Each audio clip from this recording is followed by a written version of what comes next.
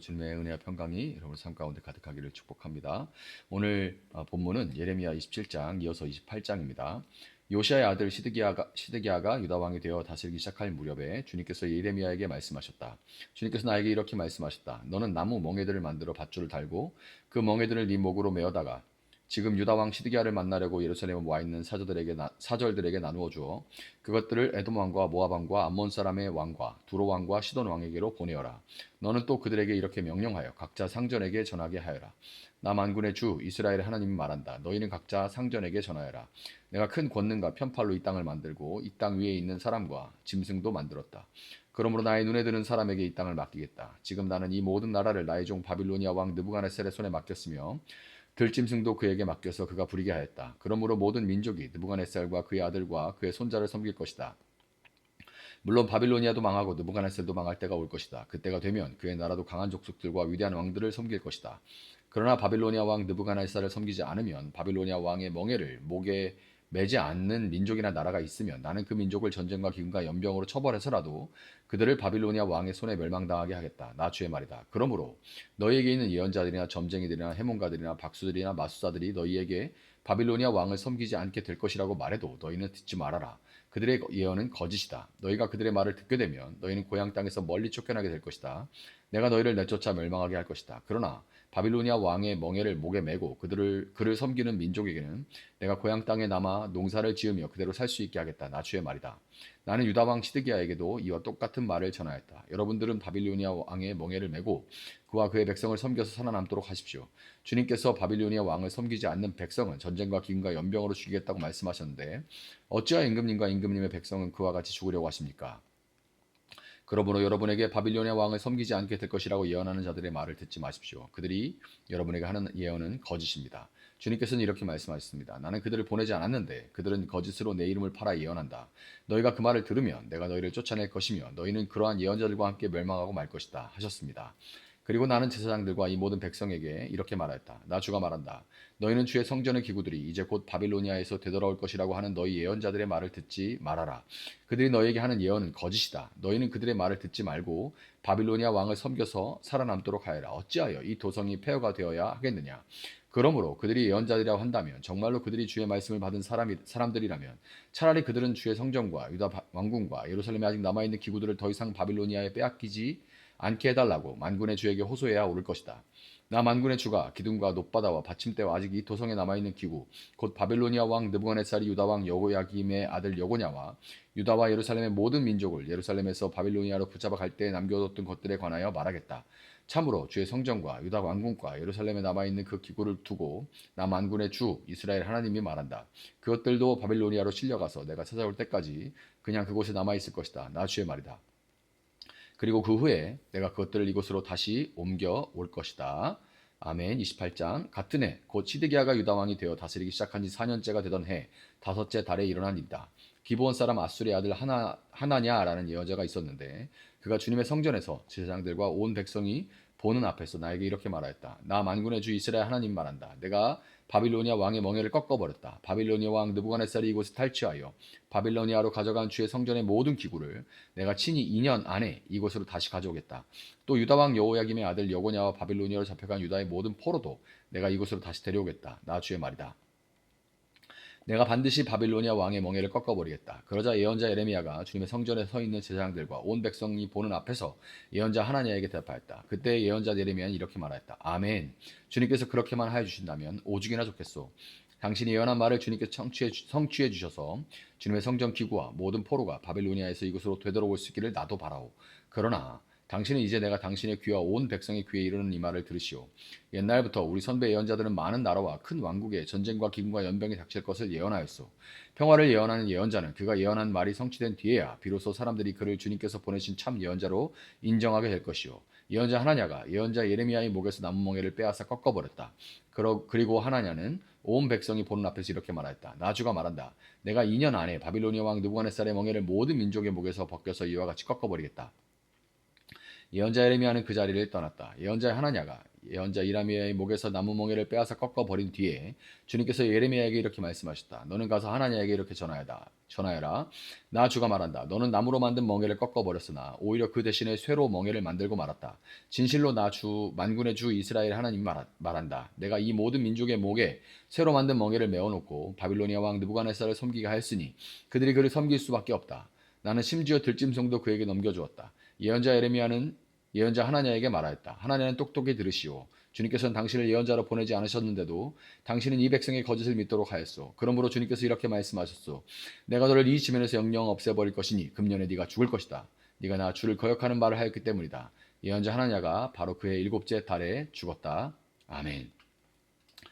자, 예레미야 26장에서 성전 뜰에 서서 심판을 외쳤던 예레미야는 이제 27장에서는 구체적이고도 충격적인 퍼포먼스를 시작합니다.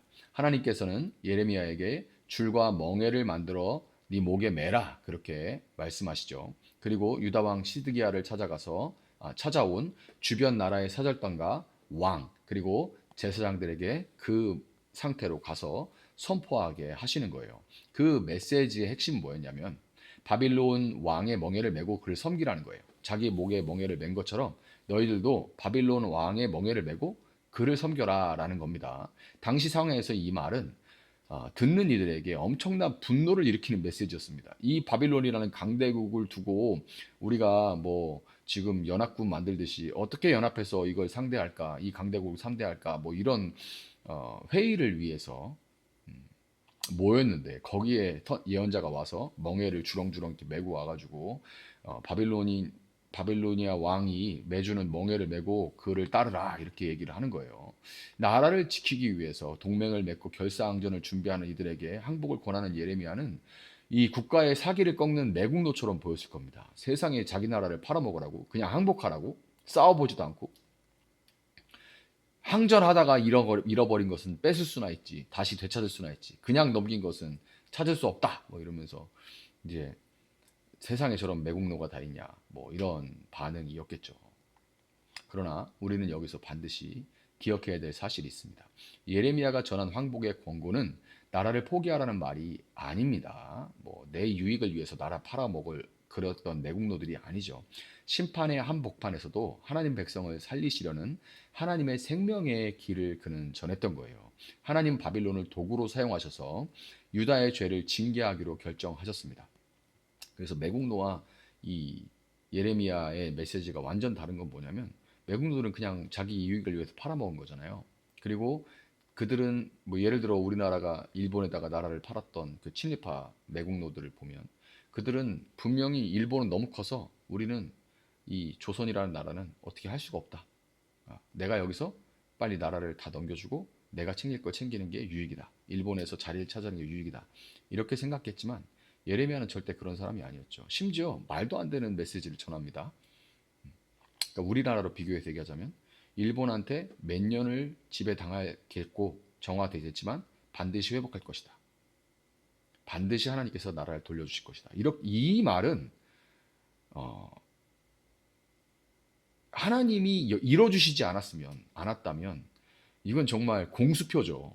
근데 하나님은 정확하게 그 약속을 지키셨기 때문에 하나님은 이거를 그냥 민족주의 관점에서 봐가지고 나라 팔으라는 얘기가 아니라는 걸 우리가 분명히 알 수 있는 겁니다. 그러니까 빼앗기는 것은 당시에 바빌론한테 나라 뺏기는 그렇게 어려운 일이 아니에요. 너무 강대국이니까. 근데 하나님은 나라를 그냥 우리 힘없어 뺏기는 거야 이런 개념이 아니에요. 내가 너희에게 임한 심판을 바빌론을 도구로 사용해서 심판하겠지만 그러나 바빌론이나 너희를 친 도구들은 내가 더 박살낼 거야. 그리고 반드시 70년이라는 시간이 지나면 지금 모습 그대로 이 자리로 돌아오게 해줄게. 세상에 이런 메시지가 어디 있어요? 이런 민족을 뛰어넘는 세계적인 메시지가 어디 있습니까? 그리고 그 약속이 그대로 이루어지는 메시지가 어디 있어요?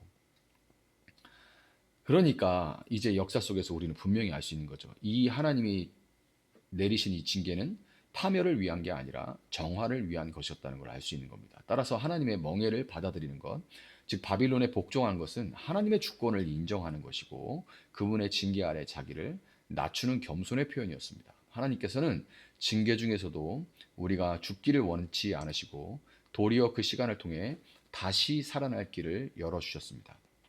27장 후반에서 예레미야는 거짓 예언자들과 참 예언자의 결정적인 차이를 보여줍니다. 거짓 예언자들은 사람들의 욕망에 영합해요. 그들은 회개하지 않아도 다 잘 될 거다. 성전 기구들이 곧 돌아올 것이다. 구체적으로 2년 안에 돌아올 것이다.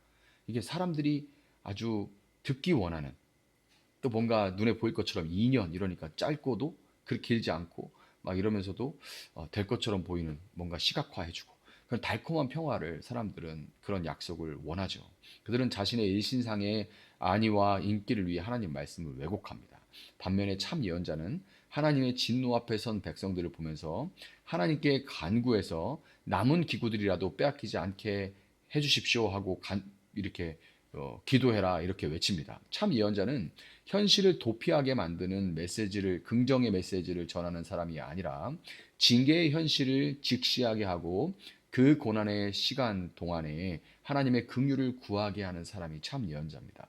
참된 위로는 현실 부정에서 오는 것이 아니라 하나님의 심판대 앞에서 자비를 구하는 정직함에서 시작되는 거예요.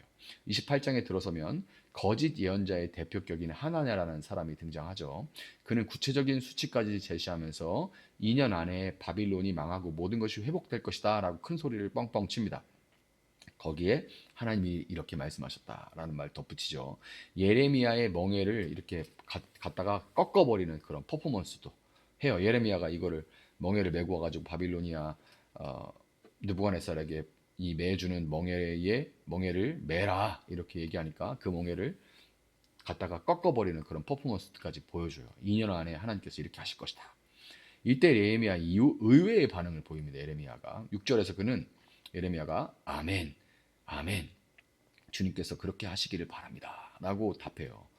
그러니까 예레미야 개인적으로는 진심으로 정말 자기 동족이 고난받지 않고 속히 회복되기를 누구보다 원하는 애국자였던 거죠. 그러나 인간 예레미야의 바람과 하나님의 말씀은 달랐습니다. 하나님께서는 예레미야에게 다시 임하셔서 나무 멍에 대신 꺾이지 않는 쇠 멍에를 말씀하십니다. 하나님의 말씀이 임했을 때 예레미야는 자기의 인간적인 바람이나 민족적인 감정에 머물러 있을 수가 없었어요. 그는 다시금 고독하게 하나님의 엄중한 심판과 정해진 70년의 시간을 선포해야만 했습니다. 결국 하나냐는 그 해의 일곱째 달의 죽음을 맞이하죠. 성경은 하나냐가 죽은 이유를 주님의 말을 거역하는 말을 했기 때문이다 라고 기록을 하고 있습니다.